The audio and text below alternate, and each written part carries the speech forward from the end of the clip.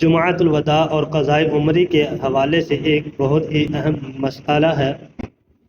رمضان المبارک کے آخری جمعۃ المبارک کو بعض لوگ باجماعت قضاء عمری پڑھتے ہیں اور یہ سمجھتے ہیں کہ اس سے عمر بھر کی قضا نمازیں ادا ہو جاتی ہیں۔ یہ محض باطل اور بدترین بدعت ہے اور یہ طریقہ حدیث پاک کے اور اجماع امت کے خلاف ہے۔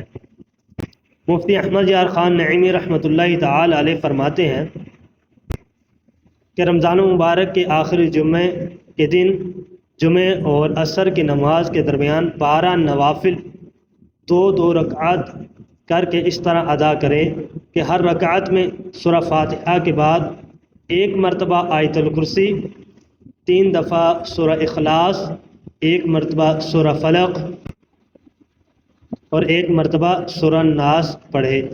اس کا فائدہ کیا ہے؟ اس کا فائدہ یہ ہے جو نمازیں اس نے قضا کر کے پڑھی ہیں ان کے قضا کرنے کا جو گناہ ہے وہ معاف ہو جائے گا۔ اس نے جو نمازیں قضا کر کے پڑھی ہیں ان کے قضا کرنے کا گناہ معاف ہو جائے گا۔ یہ نہیں کہ قضا نمازیں اس سے معاف ہو جائیں گی، وہ تو پڑھنے ہی سے ادا ہوں گی۔